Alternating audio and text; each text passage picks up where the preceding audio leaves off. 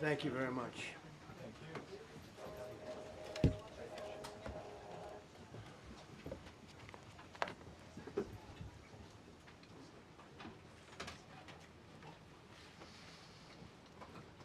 It's a great honor to be with you, and happy Easter. We had a great Easter. This is one of our better Easters, I think, in a lot of different ways. I can say militarily, it's been one of the best. So, good afternoon. We have quite a bit to discuss. We'll go into pretty good detail. And we have the people that are most involved. We'll give you exactitude. And we're here today to celebrate the success of one of the largest, most complex, most harrowing combat searches. I guess you would call it a search and rescue mission ever attempted by the military. Generally, when planes are knocked down in war, especially when you're fighting a strong group, an evil group, you can't really do this because you send in 200 men to pick up one. And it's something that's usually not attempted as much as you want to attempt. And bad things happen to that one or two. And in this case, we did two, and it might not have been attempted before, but we did. And we had great talent, but we got a little luck too, I would say. And we were helped by a lot of people, a lot of great people. And it was an honor to be involved with it. It's very historic.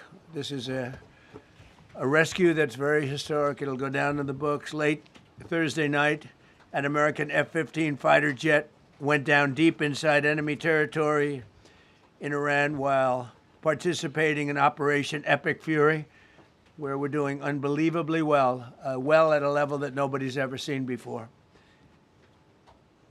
The entire country can be taken out in one night, and that night might be tomorrow night. Both members of the crew ejected from the aircraft and landed alive on Iranian soil. I immediately was asked to make a decision. I ordered the U.S. Armed Forces to do whatever was necessary to bring our brave warriors back home. A risky decision because we could have ended up with 100 dead as opposed to one or two. It's a hard decision to make. But in the United States military, we leave no American behind. We don't do it. Within hours, our armed forces deployed 21 military aircraft into hostile airspace, many flying at very low altitude, being shot by bullets. You bring rifles into play when you're going that low, but there are also certain advantages. And in broad daylight over Iran for 7 hours, at times facing very, very heavy enemy fire. We have a helicopter that's got a lot of bullets in it. It's amazing. We just realized how good those weapons are. Our machines are. Nobody has the equipment that we have, and nobody has the military that we have. Not even close. We're the most powerful military anywhere in the world by far. The flight crews and warfighters aboard those aircraft took extraordinary risks to rescue their fellow service members. This first wave of search and rescue forces successfully located the pilot of the F-15, and he was extracted from enemy territory by an HH-60 Jolly Green II helicopter.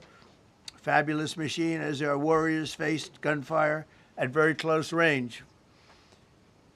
It's amazing that when you look at the machinery, what happened, that nobody was even injured. Meanwhile, the second crew member, a weapons system officer, highly respected colonel, had landed a significant distance away from the pilot. When you're going at those speeds, even if you go out 2 or 3 seconds later, it's miles and miles away because you're going fast. He was injured quite badly and stranded in an area teeming with terrorists from the Islamic Revolutionary Guard Corps rough group, as well as besieged militia and local authorities. Many, on top of everything else, they told the communities actually within side of Iran, the people of Iran, they were given a tremendous incentive to find this pilot. Despite the peril, the officer followed his training and climbed into the treacherous mountain terrain and started climbing toward a higher altitude, something they were trained to do in order to evade capture. They want to always go as far away from the site of the shoot down. You want to go as far away because they all head right to that site. You want to be as far away as you can.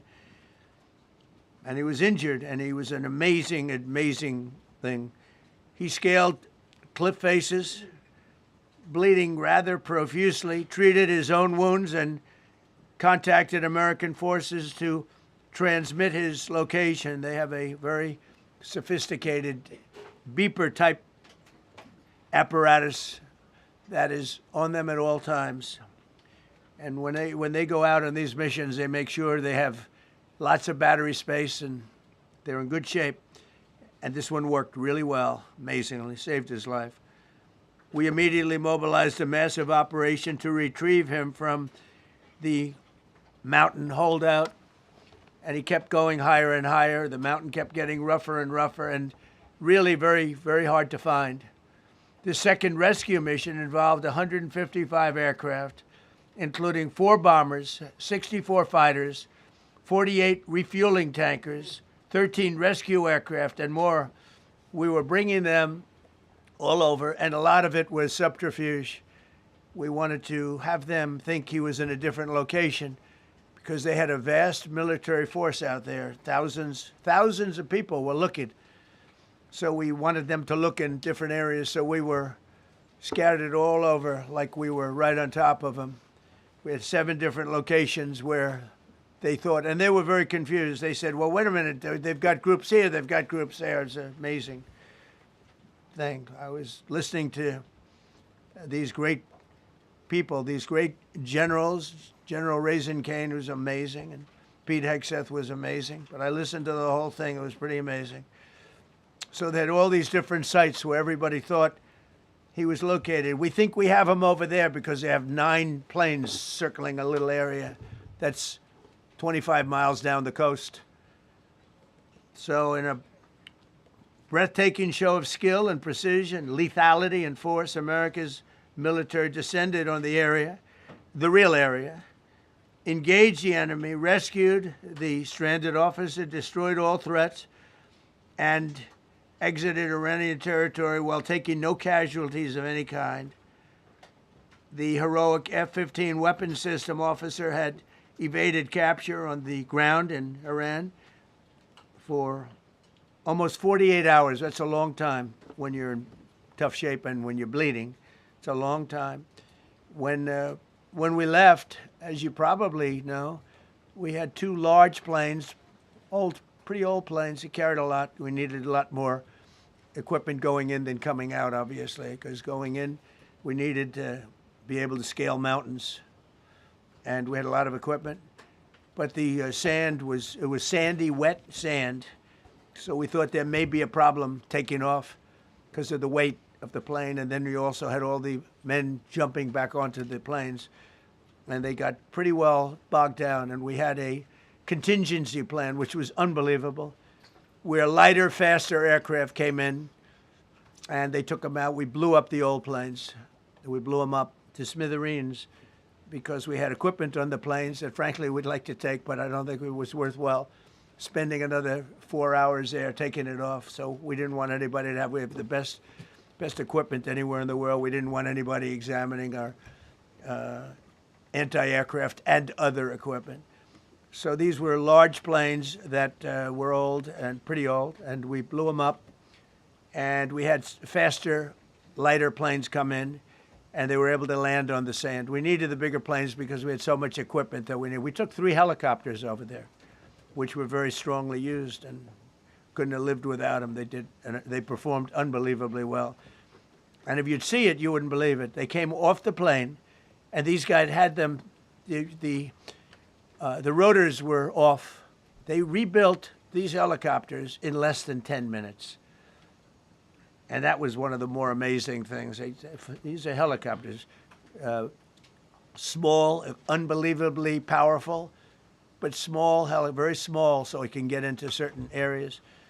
And they got them off the plane, and they rebuilt all 3 of them in a matter of I would say less than 10 minutes. It's pretty amazing what the genius of these people. Who would think that? You'd think it would take 5 days to build them. And in some companies, it would take 5 days, and they wouldn't do it well. But they served us well. As Commander-in-Chief, I never forget the extraordinary risk taken by the warriors that we send into battle and the genius. I mean, think of it, having a contingency of 3 planes waiting because we think the sand is so bad that we probably won't be able to take off. And the planes really got bogged. This was not much of a runway. This was a farm, not a runway. It's a farm, but it did the trick. But to have a contingency as opposed to having to wait 2 days, can you imagine right in the middle? This was central. This was right, you would call it central casting if you were doing a movie for location. And probably the toughest area of Iran where we'd be sitting there. So these planes came in, those pilots came in so fast and so quick and got out of there. Everybody got aboard and just got 15-minute intervals. One load out, one load out. One load out. It happened, and we were watching, and we said, "That's amazing." In many ways, I was almost more impressed by the contingency that we had than the fact that if we would have had a runway or decent soil. But it was an amazing thing. But we thank God for every single one of them and the talent, the genius. It's not even talent; it's genius. It's the whole ball game. Every one of them.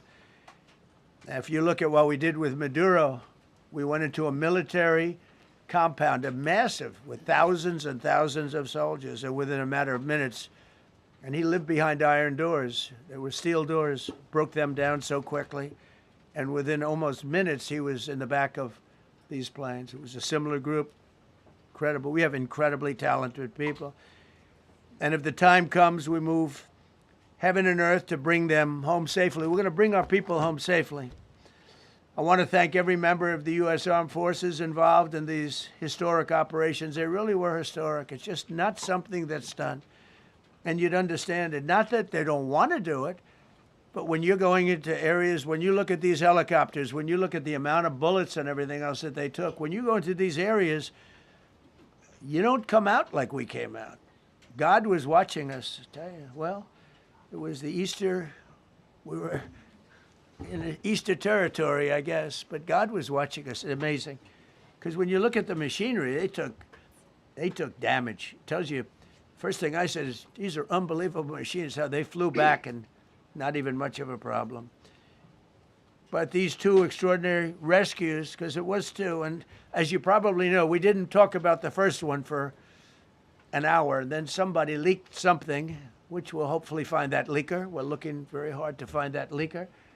And talked about there's somebody missing. They basically said that we have one and there's somebody missing. Well, they didn't know there was somebody missing until this leaker gave the information.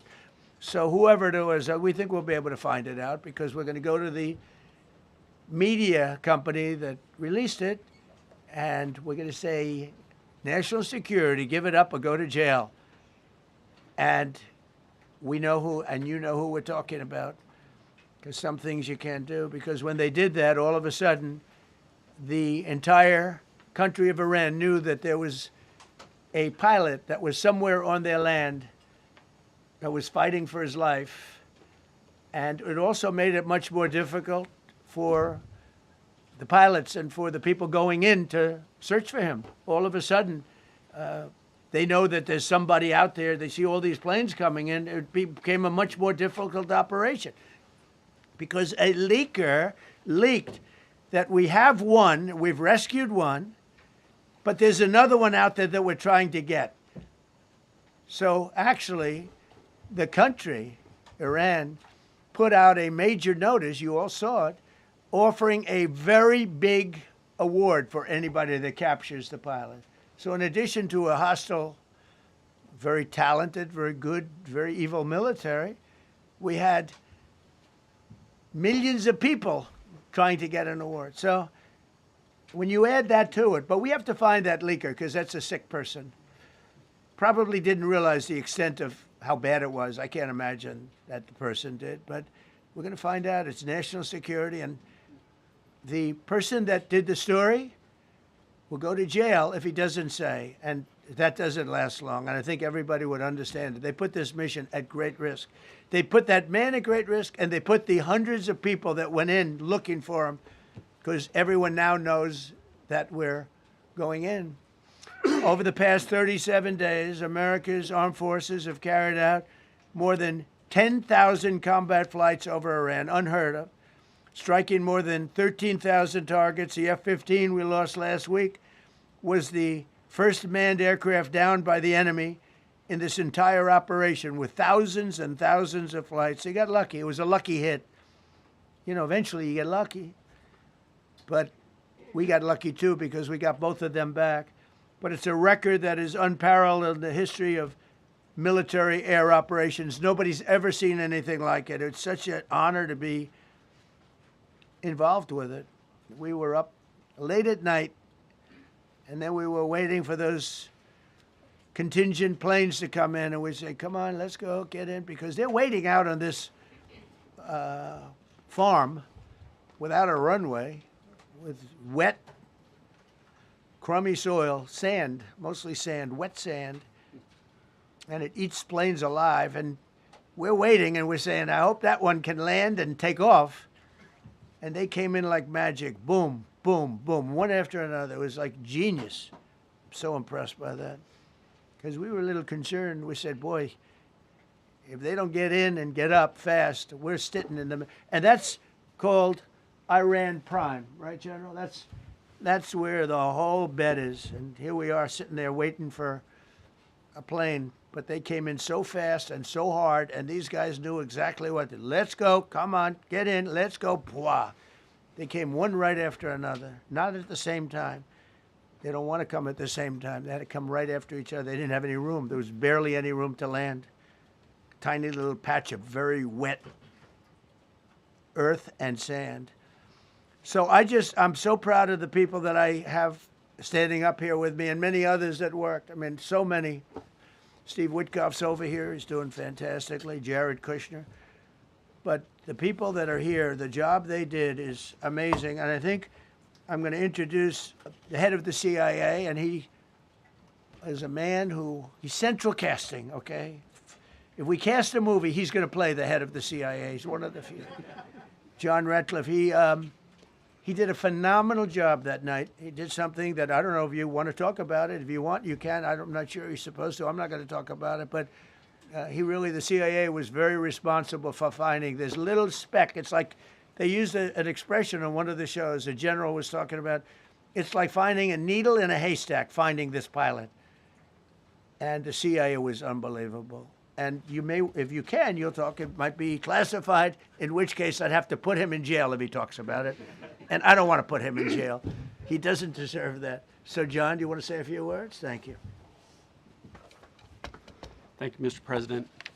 It's a privilege to be here with you today to share what we can about this exceptional mission and to recognize the ingenuity and bravery of those who executed it, as well as the leadership and resolve of the President who ordered it. One thing that has been clear to me in this role is that the flawless military operations that the Department of War is known for are hostage to flawless intelligence. We saw that in the skies over Iran in Operation Midnight Hammer last summer. We witnessed it in Venezuela during Operation Absolute Resolve. We've seen it against the cartels in the Western Hemisphere, and we're seeing it every day in Operation Epic Fury, including this mission to rescue an aviator buried deep behind enemy lines. Because it is the unique tradition of the U.S. Armed Forces that we leave no man or woman behind, this was a no-fail mission.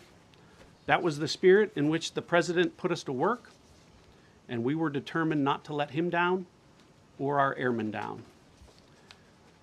As an agency, the CIA possesses unique capabilities that only the President can deploy.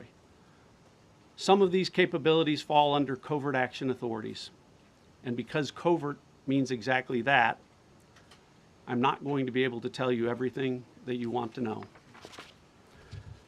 At the President's direction, we deployed both human assets and exquisite technologies that no other intelligence service in the world possesses to a daunting challenge comparable to hunting for a single grain of sand in the middle of a desert. This was also a race against the clock, as it was critical that we locate the downed aviator as quickly as possible, while at the same time keeping our enemies misdirected. For that reason, in addition to the human and technical assets deployed by the President to find our airmen, CIA executed a deception campaign to confuse the Iranians who were desperately hunting for our airmen. On Saturday morning, we achieved our primary objective by finding and providing confirmation that one of America's best and bravest was alive and concealed in a mountain crevice, still invisible to the enemy, but not to the CIA. That confirmation was relayed by Secretary Hegseth to the President, and the operation quickly moved to the execution phase. Following the successful exfiltration on Saturday night, our intelligence reflects that the Iranians were embarrassed and ultimately humiliated by the success of this audacious rescue mission. When the President asked me to lead the CIA, he made it clear: get back to basics, no politics, no agendas, tackle the hardest problems, and execute the toughest missions. This President is about results, and now that's what his CIA is about too. The professionals at the agency and at the Department of War deserve immense credit for their flawless execution during this daring mission. Their skill, creativity, and courage are unmatched on the battlefield wherever they step. But none of that matters, and all of that is wasted without a president with the political courage to put them into action. Mr. President, I've had the privilege of seeing you act with political courage in the best interest of the United States up close on a daily basis, and I'm grateful that this successful mission has given the American people a window into that as well. The Secretary and Chairman will tell you that our service members' confidence is boosted by a Commander-in-Chief who has their back the same way they have yours. And I know that the confidence of CIA's officers is boosted by the knowledge that their work is informing a president who's not afraid to make the hardest decisions when the stakes are highest. And to the American people, your confidence should be boosted by knowing that the security of the nation is in the hands of a president who's willing to take on problems that have confounded both sides of the political aisle for nearly half a century. It is an honor to serve under a leader who just proved that you can believe him when he says, no matter what, we will leave no one behind. We will come for you. Thank you.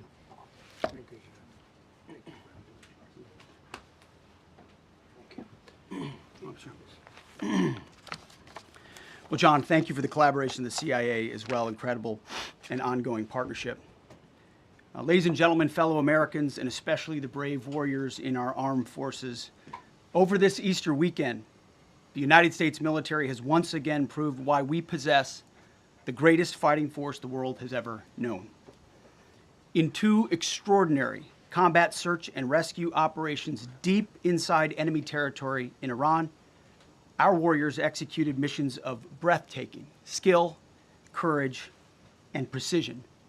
When our warriors are unleashed, as this president has allowed them to be, they are unstoppable. When American airmen were down behind enemy lines, our forces and our president did not hesitate. Special operators supported by elite air crews and intelligence professionals moved swiftly and decisively into treacherous mountain terrain under the constant threat of Iranian forces closing in. Ultimately, it was an impotent Iranian threat. And today, as the CIA director mentioned, Iran's military, and we know this, is embarrassed and humiliated, and they should be. Now, these are not routine operations. They were high-risk, high-stakes missions conducted in the heart of enemy territory. This was not just barely into Iran. This was deep into Iran. involving coordinated strikes to suppress threats, deception tactics to protect our teams, and full synchronization across air, ground, and special operations. The Iranians are still asking themselves right now, how did the Americans do this? One downed airman evaded capture for more than a day, scaling rugged ridges while hunted by the enemy. When he was finally able to activate his emergency transponder, his first message was simple and it was powerful. He sent a message, God is good.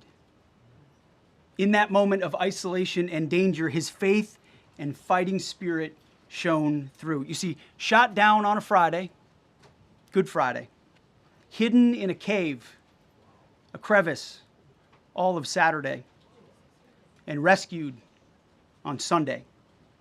Flown out of Iran as the sun was rising on Easter Sunday. A pilot reborn, all home and accounted for, a nation rejoicing. God is good. Despite incoming fire and unforgiving conditions, our troops brought every American home. No American lives were lost. We leave no man behind, and that is not luck. It's the result of unmatched training, superior technology, an unbreakable warrior ethos, and sheer American grit. Our special operators, pilots, and support crews performed with near perfection under fire, and they were lethal. Just ask any Iranian soldier who dared attempt to get anywhere near that pilot before or during that mission. Death from above. Our troops turned a potential tragedy into a resounding demonstration of American resolve and capability. That's what excellence in uniform looks like. But make no mistake about it, none of this would have been possible without the courageous leadership and ironclad determination of President Donald J. Trump. From the moment our airmen went down, President Trump made it clear we will leave no one behind. The first mission, the first of two, was an audacious daylight thunder run right up the middle. It was authorized in less than 2 hours from that pilot going down when we knew where he was. And it was authorized in the middle of the night because anybody that's worked for this man knows he's up in the middle of the night. Authorized immediately, without hesitation, audaciously. The second mission, as soon as we knew where that pilot was, and John was certainly helpful in that, also executed immediately. You know, I looked up at my screen when the final mission was complete inside our SCIF, our secure facility.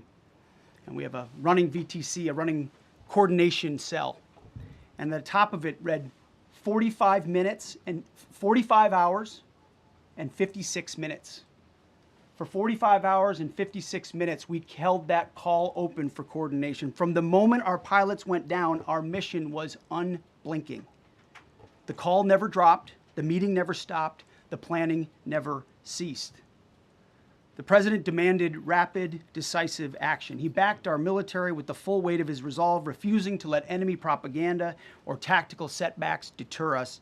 His leadership ensured that every lethal and non-lethal resource was brought to bear, that our forces had the authorities and the support they needed to succeed. When the president says he has the backs of our warfighters, he means it. And it means a great deal, and it's a big difference on the battlefield. President Trump understands that peace through strength is not a slogan. It is a doctrine that saves American lives. His unwavering commitment to rebuilding our military and restoring the warrior spirit has paid dividends in missions just like this one. Under his command, America projects power with confidence and brings our people home with victory. And that continues today, by the way. Per the president's direction, today will be the largest volume of strikes since day one of this operation. Tomorrow, even more than today. And then Iran has a choice. Choose wisely, because this president does not play around. You can ask Soleimani, you can ask Maduro, you can ask Khomeini. To those heroes who planned and executed these rescues, your nation stands in awe. I stand in awe. The chairman stands in awe. We all stand in awe of your professionalism and bravery. We serve for you. You embody the very best of America. To the rescued airmen and their families, welcome home. Your courage and endurance, the quiet declaration of faith amid the storm inspires us all. God is good every day. And to our adversaries watching from Tehran, let this be a clear message. The United States military will go anywhere, at any time, to protect our own and complete the mission. We execute with precision. We control the skies. You see, we flew for 7 hours in daylight over Iran to get the first pilot. And we flew 7 hours in the middle of the night to get the second. And Iran did nothing about it. We fight with honor, and under President Trump's leadership, we win. So God bless our troops, God bless President Trump, and God bless the United States of America. Thank you. Well, good afternoon, everyone. Thank you, Mr. President. Thank you, Mr. Secretary. A note before I start, I know many of you want specific details in these briefings. We will share what we can, but I will retain what I must in the event that we have to go do this again sometime. And I cannot stress the importance, as the President said, around operational security. The Secretary and I will do a more detailed briefing tomorrow morning, and we look forward to sharing the details that we can. On Thursday, 2 April at 10:10 p.m. Eastern Time, 4:40 in the morning, local Iran time, the Joint Personnel Recovery Center, which handles the Central Command area of responsibility, declared an isolated personnel recovery event for a U.S. Air Force F-15E Strike Eagle, call sign Dude 44, which was down in hostile Iranian territory. The pilot and weapons system officer had both safely ejected and were isolated behind enemy lines. Following confirmation of active rescue beacons and on the direction of the Secretary and by order of the President, a rescue operation was launched with the stated purpose of bringing both Americans home safely. As the Secretary said, several hours later on the morning after positively locating the front seater, call sign Dude 44 Alpha, and aware of an aggressive ongoing search by the enemy, a U.S. Central Command plan was approved by the Secretary and the President. Shortly thereafter, a U.S. Air Force Combat Search and Rescue Task Force, comprised of A-10 Warthogs in their Sandy role, and I'll describe what that is in a minute, HC-130 Combat King IIs, HH-60 Jolly Green II helicopters, and Air Force Special Warfare Airmen, a package comprised of combat rescue officers and pararescueman operators, audaciously penetrated enemy territory in broad daylight to find, fix, and recover Dude 44 Alpha from behind enemy lines. This was an incredibly dangerous mission, an incredibly dangerous undertaking, but a filled promise made to every American warfighter that you will not be left behind. We will always come find you, and we will always bring you home. Over the next hours, the Search and Rescue Task Force crossed the beach, entered into Iranian airspace, protected by a fighter strike package, and moved into the objective area, all under fire. En route, as some of you have seen on social media, the helicopters took gas off the C-130s and pressed onward and forward up into the objective area. While this was ongoing and out in front of them, the Sandy flight of A-10s and other remotely piloted aircraft, drones, and other tactical aircraft were violently suppressing and engaging the enemy in a close-in gunfight to keep them away from the front seater and allow the pickup force to get into the objective area. During this engagement, one of the Sandy aircraft, the one primarily responsible for communicating with the downed pilot, was hit by enemy fire. This pilot continued to fight, continued the mission, and then upon exit, flew his aircraft into another country and determined that the airplane was not landable. This was one of our A-10 Sandy aircraft. The pilot then made the decision to eject over friendly territory and was quickly and safely recovered and is doing fine. After picking up Dude 44 Alpha, the HH-60 Jolly Green fight was engaged by every single person in Iran who had a small arms weapon. And one of the aircraft, the trailing aircraft, took several hits. The crew sustained minor injury, and they are going to be fine. A note for those of you that do not know what a Sandy does. Named after the flight call sign that did this very mission in Vietnam, flying A-1 Sky Raiders and A-7 Corsairs, a Sandy has one mission: get to the survivor, bring the rescue force forward, and put themselves between that survivor on the ground and the enemy. They are committed to this. This is what they live for, and this is what they've trained for over many, many years.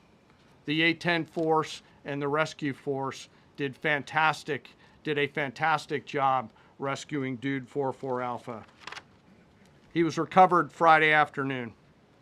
As I said, and the nation needs to know this, this was an incredibly brave and courageous mission, and a testament to the courage, skill, and tenacity of the Joint Force and our leaders. And especially a daylight option, having the guts to try, means so much to so many. Meanwhile, the backseater, as the President and the Secretary have said, had continued to work and survive. Through the hours of daylight, Dude 44 Bravo, the backseater, evaded. Using every means available, the efforts of the United States military, the Central Intelligence Agency, and others were attempting to find and locate with precision Dude 44 Bravo, the backseater. A note on the backseater and the front seater. The single most important contributor to a successful rescue operation is the spirit of attack inside the heart of that downed aviator. Their will to survive, their will to evade, their will to recover is everything. In this case, the backseater's absolute commitment to surviving made much of our efforts possible. On Saturday, 4 April, after establishing positive communications with the backseater, we learned, as the President said, that he was injured and actively evading enemy forces. And thanks to our interagency partners, we were able to get eyes on his location and positively ID him. Throughout this entire time, the enemy force continued to search for 44 Bravo, and the Joint Force continued to strike them over and over and over again. Fighting off marginal weather in Iran and the enemy's search for a second time on Saturday, at the recommendation of the CENTCOM commander and at the approval of the Secretary and the President, we launched a rescue task force to recover Dude 44 Bravo. Again, this came to the President and the Secretary for approval, this time with a much larger force package based on the time that the enemy had to prepare to find 44 Bravo. Again, this force was protected by A-10 Warthogs using the Sandy call sign. And this force had one single mission: do everything they can to bring an American home. This meant having a plan, being prepared to execute that plan, and, more importantly, being prepared for multiple, simultaneous contingencies. And because of this force's professionalism, grit, and determination, fight off two enemies at the same time: the enemy searching for 44 Bravo and contingencies, which anyone who has done these types of missions knows we run into every single time. The force fought off both of those enemies incredibly well. During the period of darkness on Saturday, and as the Secretary said, into Easter Sunday and into the daylight, the force fought its way in and rescued Dude 44 Bravo. They were protected overhead by an air armada, including tactical drones, strike aircraft, and others. The force fought through multiple simultaneous contingencies, something no other nation, no other military can do, and safely returned Dude 44 Bravo, the backseater, home, and all other Americans home as well. At midnight 12 local Eastern time, Easter Sunday, more than 50 hours after the start of this operation, the joint personnel Recovery Center declared Dude 44 Bravo, both the front and back seater, returned to friendly territory. The courage demonstrated by both the pilot and the weapons system officer while isolated and them invading the enemy cannot be overstated. Their grit and warfighting tenacity is a direct result of the absolute trust they have in our rescue forces, their training, and their will to survive and return. They always knew that we would be ordered to go get them, and they always knew that we would be coming to get them. These two operations reflect our nation's most sacred obligation to our military service members. We leave no one behind, bless you. It also perfectly captures the first truth of our special operations forces, that people are more important than hardware. That is the standard we live by, and the rescue forces that execute these missions operate under a clear motto: these things we do that others may live. Their actions were a direct embodiment of that commitment to others, and I could not be more proud of each and every one of them today. As the Secretary said to our enemies, this operation serves as a clear reminder of the capability and will of America's joint force. The United States of America will recover our warfighters anywhere in the world, under any conditions, when we want to. We will always bring overwhelming skill and firepower. To every member of the Joint Force, our interagency partners, the leadership at CENTCOM, and our leaders at the department and above, thank you. I'm proud of each and every one of you and thankful to our deployed forces and their families. And lastly, and most importantly, to Dude 44, welcome home. Job well done. Thank you.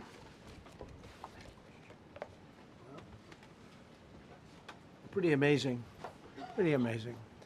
And these two gentlemen have been, from day one, they've been perfecto. You know, I got to know General Kane in my first term because he was able to take out ISIS in 4 weeks instead of the 4-year projection that was given to me by other much lesser generals. And I said, you know, if I ever do this again, that's going to be the head of my Joint Chiefs of Staff.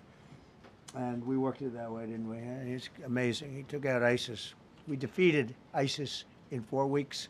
I was told it would take 4 years. I flew to Iraq to find out with the greatest equipment in the world, why would it take 4 years? And he told me, sir, it won't. It'll take 4 weeks and you'll have time left over. And that's exactly what happened. So he's great. And Pete, all I can say is that he was treated very unfairly. And now those same people that treated him unfairly, that fought against him, they called me up saying, what a great choice he was. They said, well, what happened during his nomination? What happened to you? I'm telling you, people that were not for him, senators, friends of mine, sir, I don't think you're doing the right thing. Now they're calling me up. What a choice. These two guys are fantastic. And John Ratcliffe was incredible. It was actually their genius that called us from, he was 40 miles away. And he said, you know, we're seeing something moving up in the mountain. This is at night. And they kept the camera on him for 45 minutes. It wasn't moving. And they said, you know, probably wrong, but we're seeing something moving. This is a vast mountain, vast, thick, with bushes, trees. He said, we see something moving 40 miles away. It was the head of a human being, I'm telling you, it's moving. And then all of a sudden, 45 minutes later, he moved a lot. Stood up, and they said, we have him. And that was really the beginning of something incredible. We had an idea where he was, but not specifically. That's a big mountain. So I want to thank the CIA, too. I don't think they get enough credit for the great job they've done. Yes, please. Yes. Thank you very much, Mr. President, for this great opportunity. Country, it has super army. You make a difference, Mr. President. Thank you for your greatest leadership. Thank you. I have 2 quick questions, Mr. President. What was your reaction when you learned that Kurdistan region had resumed exporting oil to the international market with your support as United States of America? Well, I expected that. We've gotten along with the Kurds for a long time, so I expected that. Another question, what would be your reaction if the Iranian people rise up against their regime during a ceasefire, Mr. President? Well, they should do it, but again, the consequences are great. I mean, they were told if you protest, you will be shot immediately. You saw what happened to the young wrestler. He was a great champion, by the way. He was a great wrestler, one of the top in the world. And he and his two friends were hung. And all they did was say a little bit about liberty. They wanted liberty, and they were violently executed. But the number is up to probably 45,000 people were killed. So, you know, when somebody stays in a house, when they know if they walk out of the house to protest, they'll be immediately shot and killed. And they issued that, you know, that was publicly issued. It's not a secret. That's why so many people say, oh, well, why are you doing this way? We can't let Iran have a nuclear weapon. You know, we got regime change. We do. We're dealing with a much different regime than before. We're dealing with different people. They're smarter. I think they're sharper and far less radical. We have regime change, but we didn't do this for regime change. We did it for the fact, and my view was very simple. I saw somebody said, oh, he doesn't have a plan. I have the best plan of all, but I'm not going to tell you what my plan is. You know, they want me to say, here's my plan. We're going to attack at 9:47 in the morning, and then we're going to do this, and then we're going to, and if you don't do that, they say, I have a plan. These people know what the plan is. Everybody here knows what the plan is, but it's very unfair to say, we don't, because I don't mind being insulted. I've been insulted for many years by the fake news, but you can't. It's so bad for the people that are so pro. You just saw two great, and John Ratcliffe, three unbelievable people. They have a plan. Every single thing has been thought out by all of us. But I can't reveal the plan to the media. So, you know, but we're just thrilled by the success of this operation. Yes, please. Thank you, Mr. President. You've said Iranians would be mad if you stopped these attacks, but why would they want you to blow up their infrastructure, to cut off their power? Wouldn't that be punishing Iranians for the actions of the regime? They would be willing to, and it's suffering, they would be willing to suffer that in order to have freedom. The Iranians have, and we've had numerous intercepts. Please keep bombing. Bombs that are dropping near their homes. Please keep bombing. Do it. And these are people that are living where the bombs are exploding. And when we leave and we're not hitting those areas, they're saying, please come back, come back, come back. These are the people. I don't know what they do. All I can tell you is they want freedom. They have lived in a world that you know nothing about. It's a violent, horrible world where if you protest, you are shot. Remember the great woman protests where they had 400,000, 500,000 women, and they were all enthused and they were going to protest, and everybody said, oh, the regime's going to come to an end. And then all of a sudden, boom, boom, 5, 6 different areas. A woman would go down right between the eyes. They had snipers. They had 5 snipers. That's all it took. And those 400,000 or 500,000 women said, oh my God, what's that? Oh, look over there, what's that? A woman shot right between the eyes. And after 5 or 6 of them go down, then you start hearing the purr through the vast number of people. And then they said, oh my God, who would do that? And they're incredible people, but they've lived so horribly. They've lived so horribly. You know, Iran was a great country if you go back 25 years ago or so.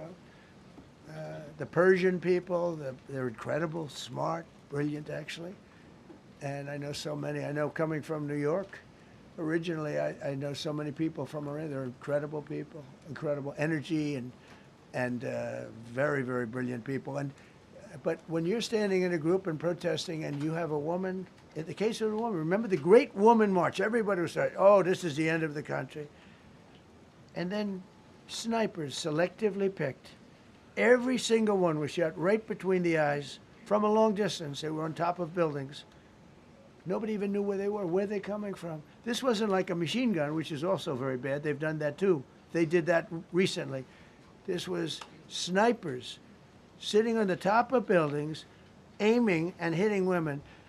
And when they see people go down, and all of a sudden there's a riot in the reverse direction, and they never came out again.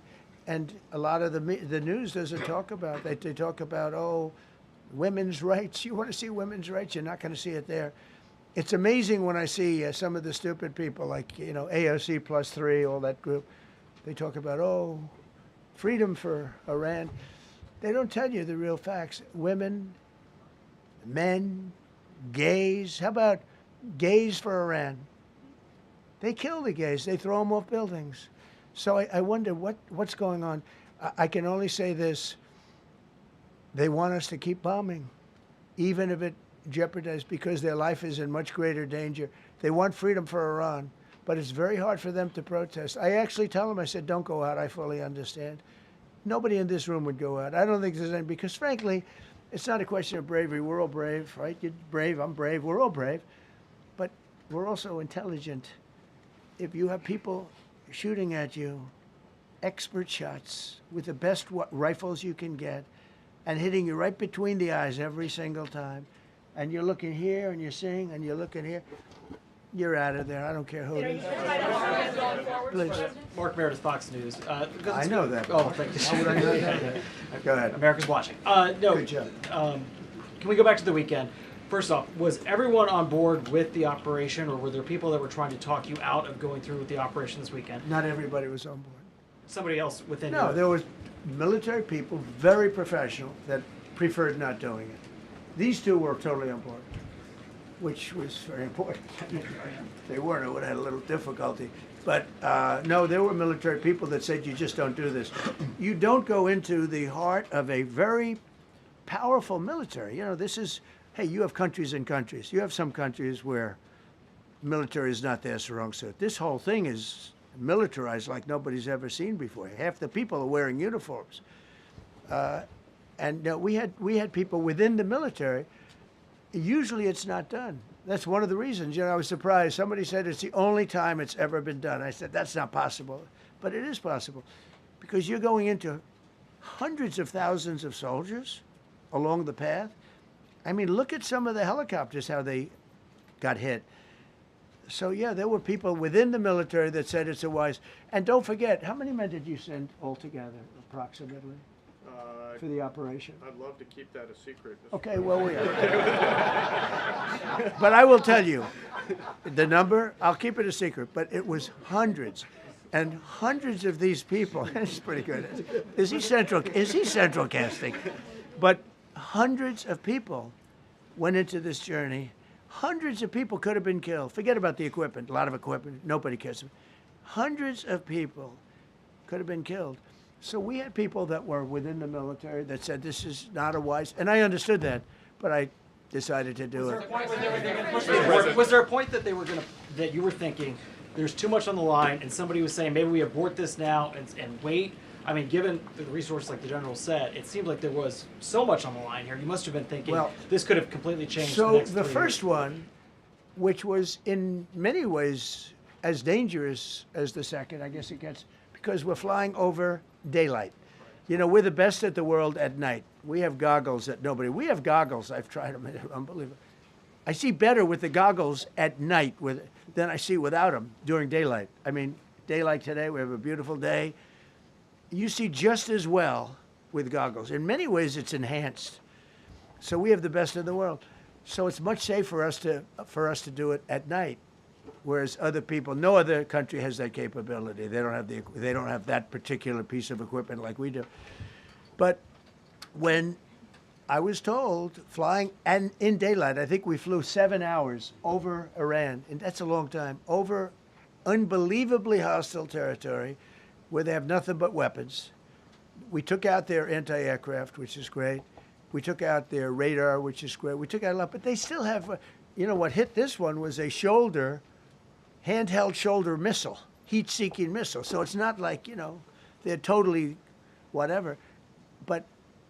And they had probably a little luck, because you got to get lucky. But they shot it, and it got sucked in right by the engine. But these guys were out of there. They were great. Their timing was great.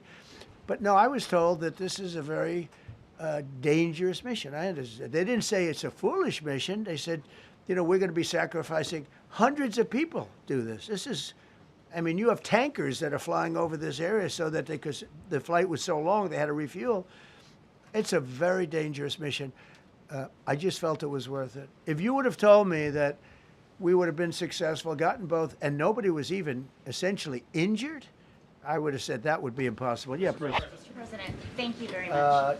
Thank you, sir. I'll come back to you. Okay, thank you. Given that you are now dealing, you say, with a more reasonable, less extreme leadership in Iran, what does that mean for the protesters, for the human rights movement in that country after this conflict? Well, I What's think your positive. expectation? Yeah, if they assume control, if we do something and they assume control, I think it's very positive, a big step.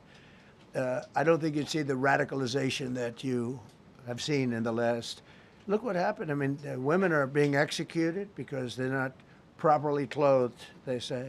They're not properly clothed, and they execute the women. They shoot them right on the street. No, you have a much different group of people. Now, I'm not saying we are dealing with them. Essentially, they have till 8 o'clock tomorrow night, Eastern time. But we are dealing with them. I think it's going well. Mr. Witkoff is here, and JD's involved in the dealing. Mr. Witkoff is sitting right here, and I think it's going fine, but we'll have to see. You have to understand, we've been dealing with these people for 47 years. I'm standing here with a much more powerful Iran as of a month ago, not anymore. Right now, they are decapitated.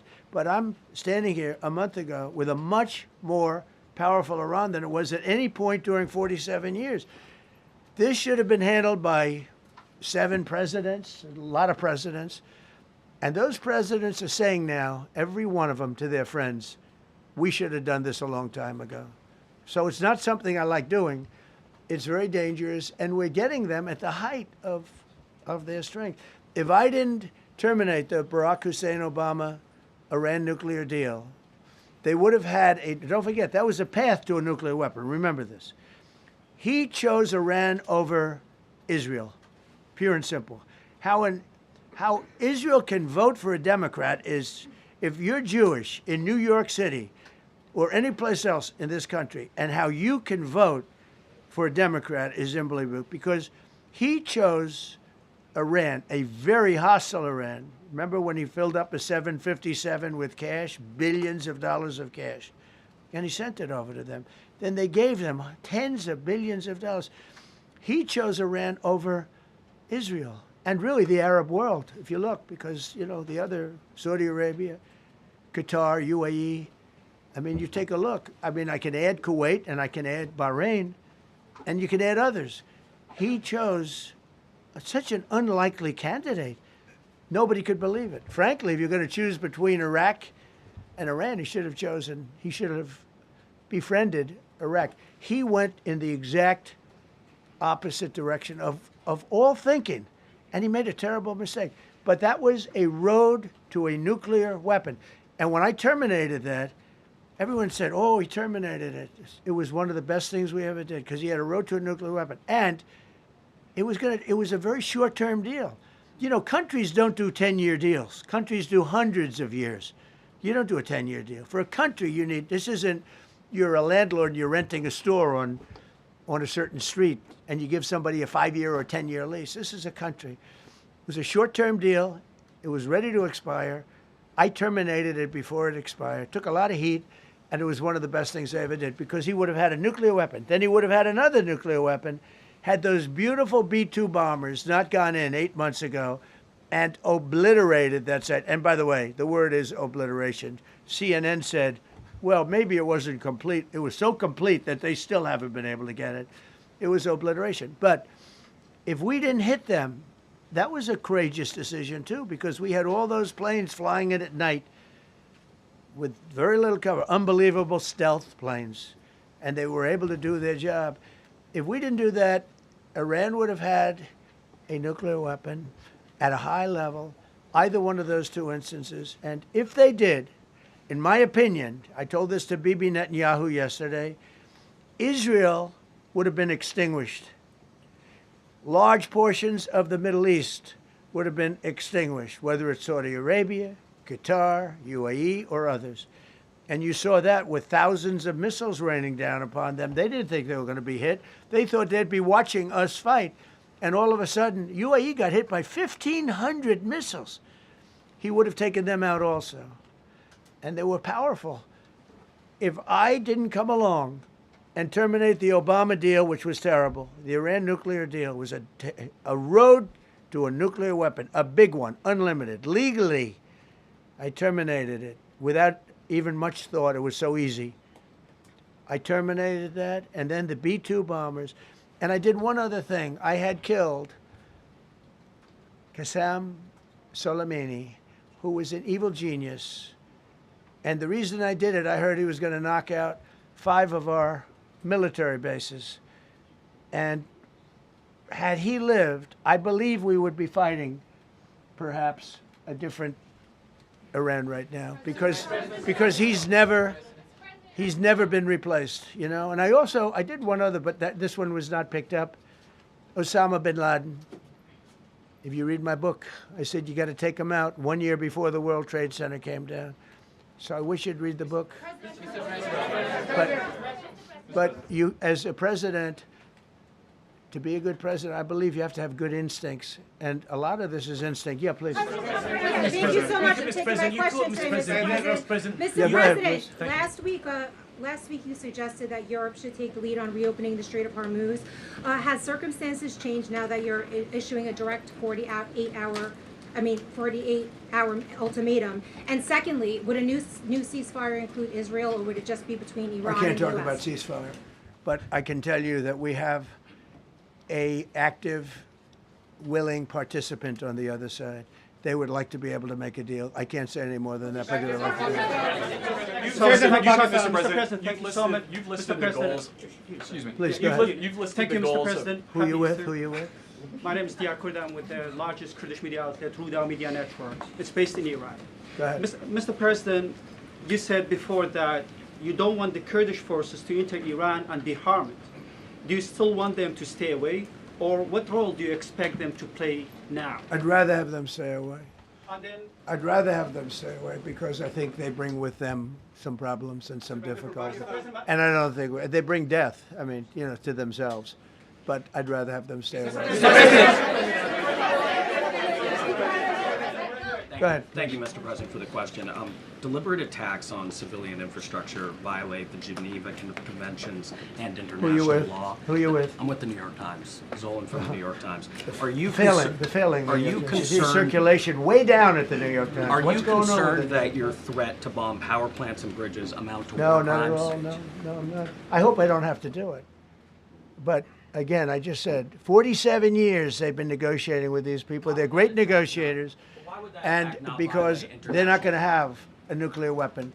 And if somebody that takes my place someday is weak and ineffective, which possibly that will happen because we had numerous presidents that were weak, ineffective, and afraid of Iran, we're never going to let Iran have a nuclear weapon. And if you think it's okay for people that are sick of mind, that are tough, smart, and sick, really sick, you know, from a policy standpoint, from a any which way you want to say, mentally, these are disturbed people. If you think I'm going to allow them, and powerful and rich, to have a nuclear weapon, you can tell your friends at the New York Times, not going to happen. It means violating international law. Quiet. You no longer have credibility at the New York Times. Because the New York Times said, oh, Trump won't win the election, and I won in a landslide. I won every swing state. New York Times said, oh, Trump won't win the election. New York Times has no credibility.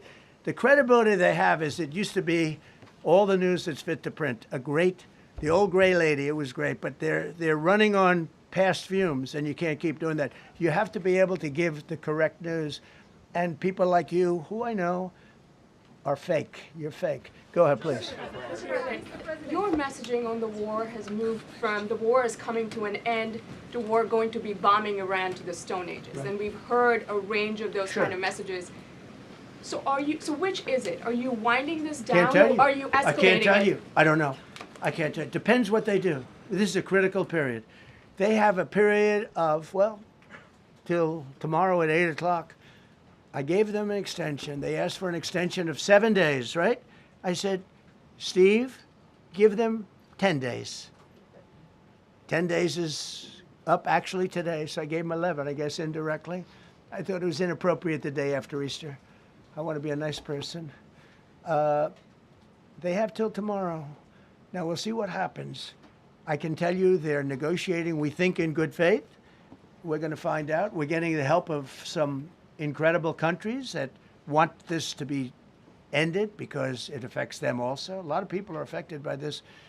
But we're giving them till tomorrow, 8 o'clock Eastern time.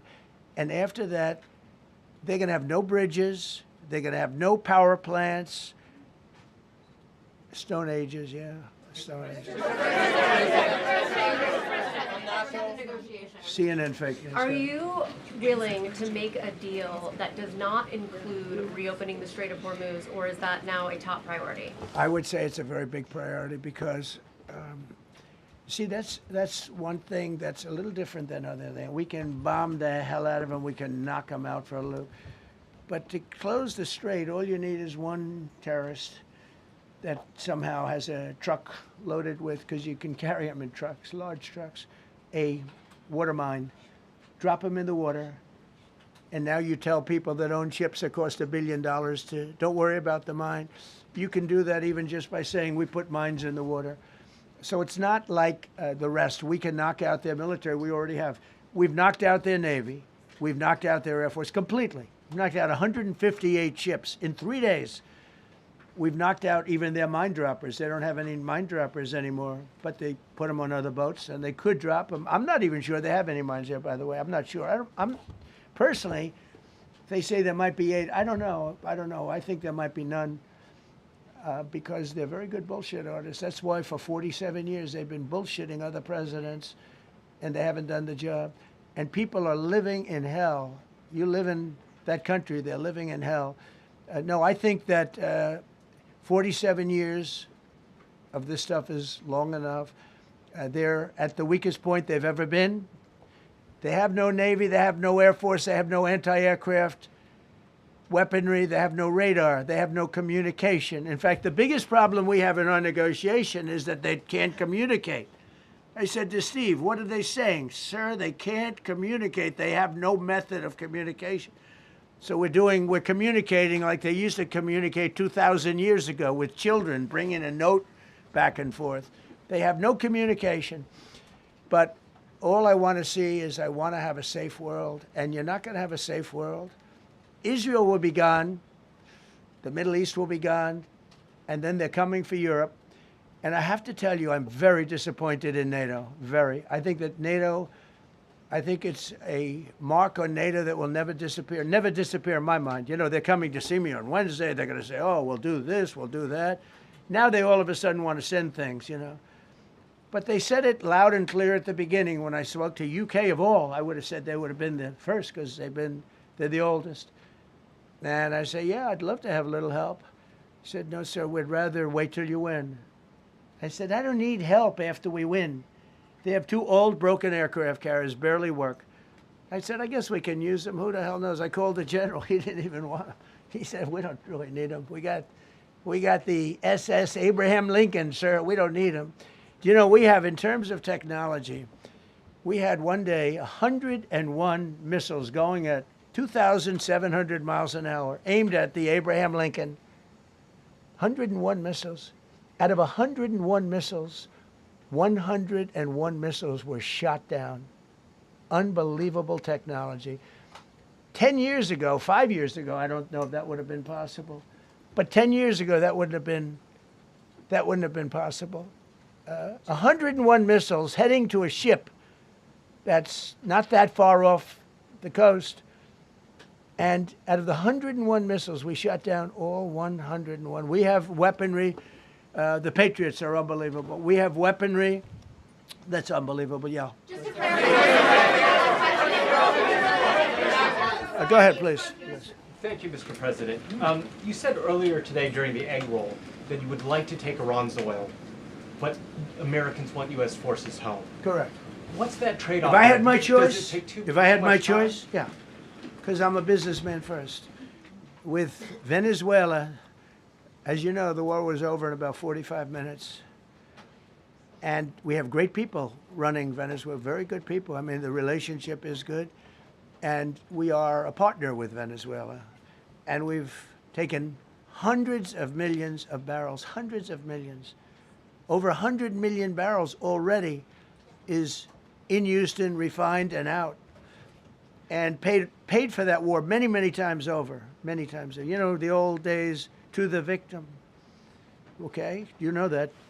To the winner belong the spoils, go the spoils. And I've said, why don't we use it? To the victor, go the spoils. And we don't have that. We haven't had that in this country probably in 100 years, because even the Second World War, you look at the Second World War, we didn't have it with the Second World War. We helped rebuild all those countries. We rebuilt Germany. How about Germany telling us that, well, it's not their war. We had nothing to do with it. They wanted me to go and tell them everything I was doing.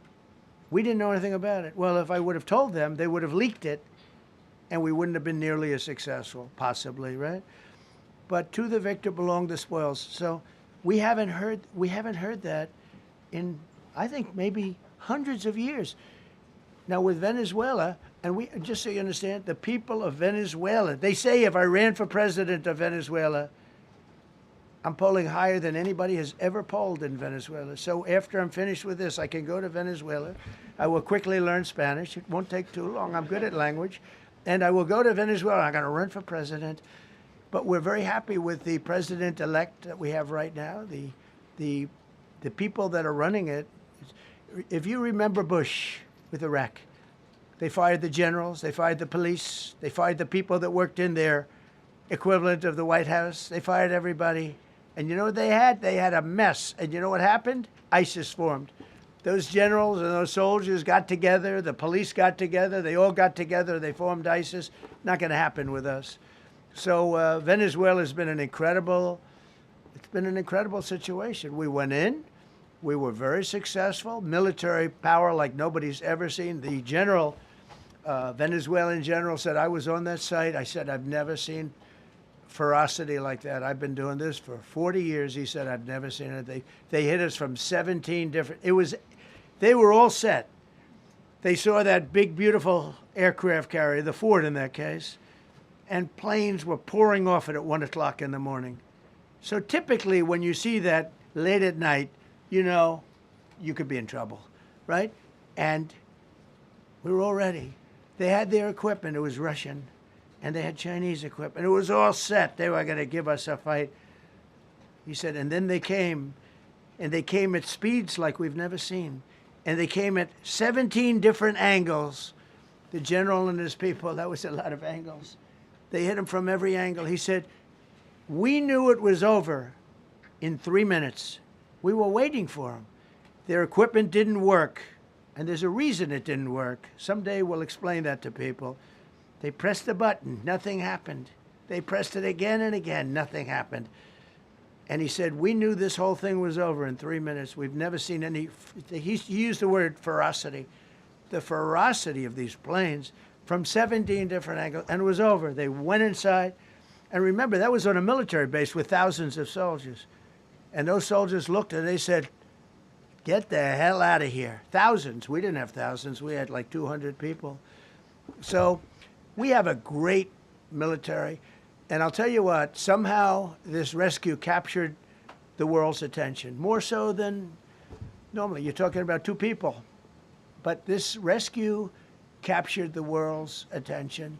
But we did it in Venezuela. That was amazing. And now we have a very bad man in prison and going to trial. I mean, he released, aside from the drugs, which he was terrible, Maduro released hundreds of thousands of people from jails into our country.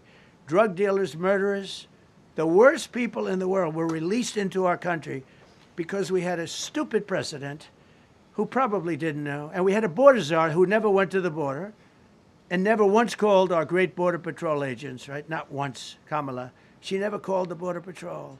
She never said, how we doing? I used to call the Border Patrol guys every day. You can ask them, Paul, ask any one of them. Brandon, ask them all the time. How we doing? How we doing? And we now, I'm proud to say, have a totally sealed border. 9 months, nobody is coming through our border. And nobody even tries because they know they're not going to get through. So we don't have caravans anymore. So maybe 1 or 2 more and we'll be done. Mr. President, are you allowed to, or are you willing to end this conflict with Iran charging tolls for passage through the strait? Us charging tolls? Iran. What about us charging tolls? Is that something you're considering? I'd rather do that than let them have them, right? Why shouldn't we? We're the winner. We won, okay? They are militarily defeated. The only thing they have is the psychology of, oh, we're going to drop a couple of mines in the water, all right? No, we have a concept where we'll charge tolls, okay? I thought you meant us. Your question would have been more accurate if you said us. Go ahead. So just to clarify, in order for Iran to successfully meet your deadline tomorrow, do they have to make a deal, open the strait, or both? We have to have a deal that's acceptable to me. And part of that deal is going to be we want free traffic of oil and everything else. Mr. President, thank you very much. You've said glory be to God in this conflict. Do you believe that God supports the United States' actions in this I do, war? because And have you God sought is his good. direction? Because God is good, and God wants to see people taken care of. God doesn't like what's happening. I don't like what's happening. Everyone says I enjoy it. I don't enjoy this. I don't enjoy it. These two guys don't enjoy it. You know, people say, "Oh boy, they're so tough." I don't like seeing people killed. I've ended 8 wars. Nobody's ever done it. The person who won the Nobel Prize came to me and said, "You deserve the Nobel Prize." She announced that. When they announced, they said, "Goes to Maria. She's a great person, really a good person." She said, No. This is ridiculous. They gave me the Nobel Prize. President Trump ended 8 wars. I could go over every one of them, including India and Pakistan, where the Prime Minister of Pakistan said, President Trump saved from 30 to 50 million lives. That makes me much happier than what we're doing right now. That makes me much happier. We have 1 more to end, by the way. Okay. President, you called yesterday in your Truth Social, you called the Iranians crazy bastards. True. What is your response to critics who say that I don't care about critics. What is your response to critics who say that it is your mental health that should perhaps be examined as this war continues? I haven't heard that. But if that's the case, you're going to have more people like me, because our country was being ripped off on trade, on everything, for many years until I came along. So if that's the case, you're going to have more people. Dasha, go ahead. Dasha, go. You said that very little is off limits in Iran as far as targeting, Yeah. including power plants, bridges, you've mentioned those. Very little is off limits. Are there certain kinds of civilian targets, though? I'm thinking schools I don't want to or tell you hospitals that. you I don't want to say is tell you off- that. We have a plan, because of the power of our military, where every bridge in Iran will be decimated by 12 o'clock tomorrow night, where every power plant in Iran will be out of business, burning, exploding, and never to be used again. I mean, complete demolition by 12 o'clock. And it'll happen over a period of 4 hours if we wanted to. We don't want that to happen. We may even get involved with helping them rebuild their nation. And you know what? If that's the case, the last thing we want to do is start with power plants, which are among the most expensive thing, and bridges. You saw the bridge. The bridge went. We were very close to a deal. And then I got a call from Mr. Witkoff, Mr. Kushner, and JD saying, I think they're breaking the deal. I said, tell them that's okay. Don't worry about it. But tell them to look out their window and watch. And within 45 minutes, I gave the order to knock out the biggest bridge. I gave the order, knock out the biggest bridge in, I believe, the Middle East, but the biggest bridge in Iran. And within 10 minutes after I gave that order, that bridge was over. So do I want to do that? No. Do I want to destroy their infrastructure? No. It will take them 100 years to rebuild. Right now, if we left today, it would take them 20 years to rebuild their country, and it would never be as good as it was. And the only way they're going to be able to rebuild their country is to utilize the genius of the United States of America. On NATO, you voiced your displeasure with NATO in the past. Is there a danger to the U.S. not being the de facto of the leader of the alliance, and then other powers within the alliance then getting the decision making when it comes to wars and nuclear weapons? No, it's not a danger. Look, we went to NATO. I didn't ask very strongly. I just said, hey, if you want to help, great. No, we will not help. I said, that's all right. You don't want to help? Because I've always said NATO's a paper tiger. See, NATO's a paper tiger. Putin's not afraid of NATO. Putin's afraid of us, very afraid of us. And he's explained it to me a lot of times. I got to know him very well. I know him very well. NATO's a paper tiger. NATO is us. And when we needed them, we didn't need them, by the way. We didn't need them, obviously, because they haven't helped at all. Just the opposite. They've actually gone out of their way not to help. They didn't even want to give us landing strips. Think of it. And it's not just NATO. You know who else didn't help us? South Korea didn't help us. You know who else didn't help us? Australia didn't help us. You know who else didn't help us? Japan. We've got 50,000 soldiers in Japan to protect them from North Korea. We have 45,000 soldiers in South Korea to protect us from Kim Jong-un, who I get along with very well, as you know. Do you notice he said very nice things about me? He used to call Joe Biden a mentally retarded person, okay? So don't tell me about your stuff. Joe Biden, he said he's a mentally retarded person. He was so nasty to Joe Biden. It was terrible. But to me, he likes Trump. And do you notice how nice things are with North Korea? It's very nice.